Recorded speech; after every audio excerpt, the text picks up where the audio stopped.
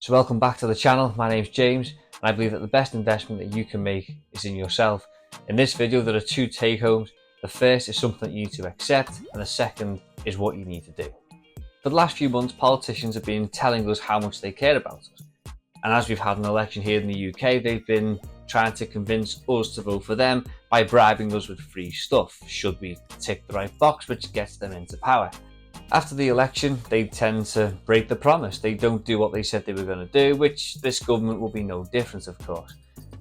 Despite the fancy phrases, the emotional arguments and the emotional rhetoric, the reality is they simply don't care about you or me as an individual. The reality is they don't care about us despite them putting on this facade that they do. And that's frustrating. I find it very frustrating to hear them stand there and act like they give a damn when the reality is they simply don't. But at the same time, I'm not surprised. Why am I not surprised? Well, there are three reasons why I am not. The first reason is Dunbar's numbers. Now, this is something that has been written about in numerous books. One of them is Seth Godin's book, The Tribes. And the reality is what it talks about is that a tribe can consist of around 150 people. And those 150 people are the ones that you're going to care about and focus on. So when politicians, for example, give out lavish government contracts to their friends and family, they're actually looking after their own tribe, their own people, their own 150 if you like. And therefore, if it comes between keeping a promise made in an election campaign or actually caring for their own tribe, their own 150 people, they're always going to care for their own before anyone else. So caring for you is not top of their agenda or priorities. Caring for their own tribe is. So that's the first reason. Now, the second reason is Machiavellian thought. Now, Machiavelli wrote how things were in reality and not how things were ought to be. And some of his observations include the fact that power is not necessarily how we achieve our goals, but power is the goal in and of itself. And that politicians, rulers, leaders alike will all stoop to the level of corruption in order to obtain it, to keep it, and to grow that power as well. He also highlights the fact that rulers, politicians are great at being manipulative and are great at being deceptive. And he highlights that they'll even stoop to the level of sabotaging the opposition, to flat out lying, and even when they get caught in a scandal, and we know that they're guilty, they will show zero remorse and do all they can to wriggle their way out of that situation. What's interesting is that Machiavelli wrote his work during the 1500s, that was the time of the Renaissance, and it just goes to show that nothing's really changed. Politicians are just as corrupt then as what they are today. The third reason is moral standards. Now, I'm a Christian. I believe morals come from God, and I believe those moral values or standards are found in the Bible.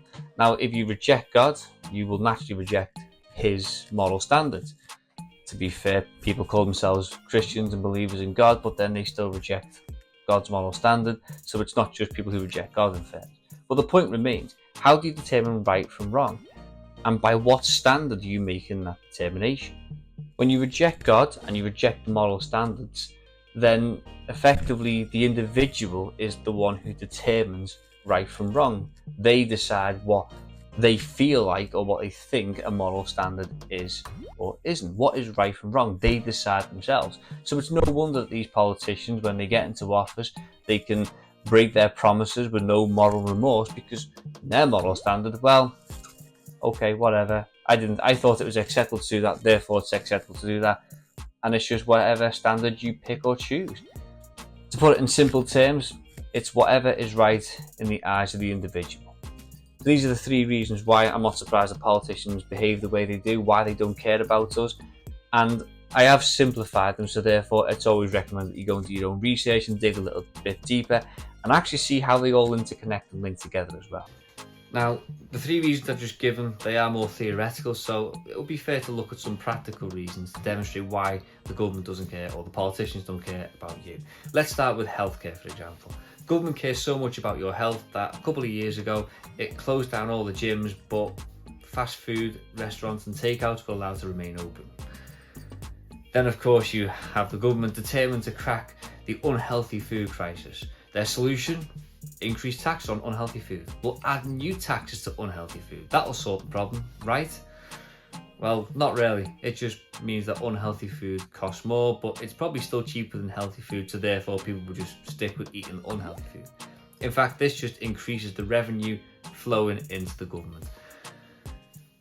The other thing they'll point to is the NHS. They'll say we have a national health service. That proves government cares about us. They always talk about the importance of funding it, and they do fund the NHS, but the problem is the money is wasted. It's wasted on pushing woke agendas. That's why the NHS prioritise hiring diversity officers over recruiting more doctors, more nurses, more dentists, etc.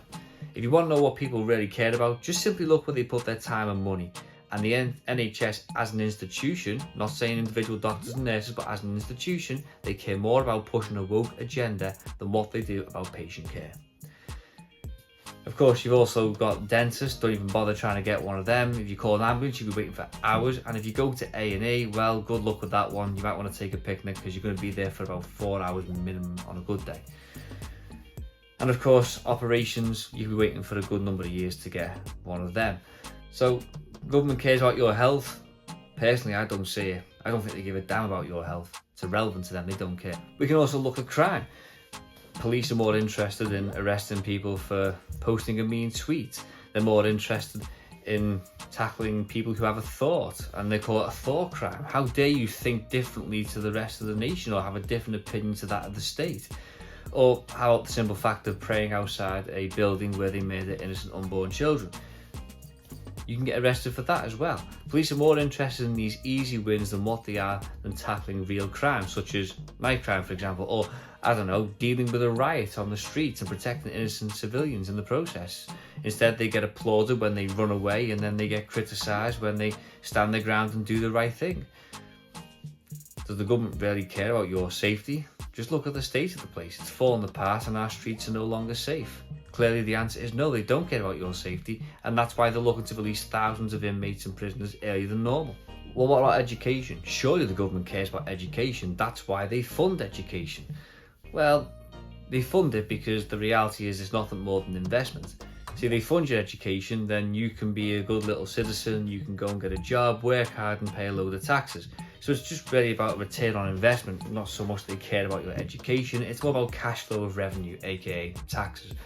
If they really cared about your education, they would teach useful things. They'd be teaching you AI, how to code. They'd be teaching you finance, how money actually works. They teach you about taxes, of course. If they teach you about taxes, that could have an effect on the cash flow. So we best not teach you about taxes because you might find a way of not paying all the taxes in a legal manner. Can't have that now, can we? Why not teach us about agriculture, teach us where our food comes from and how food is grown and how it's made and how it's prepared. We don't learn about anything like that. So it seems to me that they don't really care about education. It's all about getting good little peasants to keep generating the cash flow of tax. So let's talk about taxes. Now, your money is something the government cares an awful lot about. That's why it taxes you so much. They reckon that you work something like 3.5 to 4 months of the year just to pay your taxes. And that's an old figure from a couple of years ago. Taxes have increased since then. I think a multi-millionaire was saying after every pound he earns, he pays around about 65 to 70 pence of tax on that pound. That's ridiculous. So the government does care about one thing, it cares about your hard-earned cash. That's why it's so determined to tax you at every single opportunity. And here's the frustrating thing, you pay tax on money you've already paid tax on, and that'll happen multiple times. So let's say you have a job and you get paid. You're paid 2 types of taxes. It's called PAYE and it's called national insurance contributions. They're both forms of income tax, but you get taxed twice on your wages. You then go home and then, oh wait, you've now got to pay council tax. And if you don't pay the council tax and you own a home, and if you bought your own home, by the way, you probably pay tax on that, they'll just threaten to repossess your home. Sounds great, doesn't it? And by the way, if you're renting, you'll still pay council tax. You can't get away with not paying it. Let's say you go to the shop and you buy certain things. Guess what? You're probably going to pay what's called VAT, another tax. They call it value-added tax, but the only value it adds is to the cost. It doesn't add any value to the product or to the service that you buy. And let's say, of course, you work hard, you save all that money up, and then you pass away and you leave an inheritance to your children and to your grandchildren. Well, guess what? Even though all that money's been taxed, the government is still going to tax it again. And even when it comes to pensions, if you take your pension out a little bit too early, you can pay tax on it again. And even if you're a pensioner claiming off the state, you still pay tax on that again. So at every point, they just tax you to death, left, right, and centre. You want to buy a car, you'll pay a tax. You want to keep that car on the road, you have to pay a road tax. If you don't pay the road tax, what happens? They repossess your car. But if you want to walk everywhere, they won't tax you for the pavement there, will they? No, it's ridiculous. They want to tax you at every opportunity. They invent tax, they slap them on everything. It's absolutely ridiculous. The government cares about your money. It does not care about you. Taxes just steal your hard-earned cash. I firmly believe that 99% of taxation is simply theft. The government cares that much about you, it steals from you. Let that sink in. So if you're a masculine man, newsflash, the government really doesn't care about you. It wants you to be weak because weak, effeminate men are easier to control. And that's what it all comes down to. If they can control you, they have power. Comes right back to Machiavellian thought right there. So, safe to say, theoretically and practically, they don't really care about you. They really don't. So the first takeaway is the government doesn't care about you. The rulers and the politicians, they don't care about you. That's a reality you need to accept. So what's the second takeaway? Well, the Stoics had this belief that we should focus on what we can control. You see, if we focus on what we can't control, we're just simply getting distracted. So we need to find out what we can control and put all of our time and all of our efforts and all of our focus into that. Otherwise, we're just getting distracted all the time. So what can we control? Well, I'll give you a few examples. Health. You can control what you eat and what you don't eat. You can control what you drink and what you don't drink. You control whether you sit there and do no exercise whatsoever, or whether you actually get off your backside and go to the gym, go for a walk, do some exercise. You have control of that. There's huge aspects of your health you can control. If you earn a good income, then you can go private for your healthcare as well. You could choose to go for different types and kinds of healthcare. You do your research and think that's a better option. You also have control about how you spend your spare time. Do you waste it watching crap on Netflix and binge watching episodes of programs? Or do you choose to spend your money and time on things like maybe a Skillshare subscription, or buying books, or building a side hustle in a business? You have control over where you spend your time, what you spend your time on, and also where you spend your money. Do you waste it on rubbish, or do you invest it wisely in buying things that can actually help you level up and invest in yourself? That's something you have control of. So there's just some ideas of what you can control, but ultimately the Stoic principle of focusing on what you can control, that is the key. That is the second takeaway. Because here's the thing, the government doesn't care about you, therefore you need to care about you. And you are responsible for you anyway, not the government. You need to be responsible for yourself. And honestly, it all starts with control. Focus on what you can control in your life and don't get distracted with things you can't. So I hope that video helped. If you liked it, hit the like button and hopefully see you in the next video. Take care.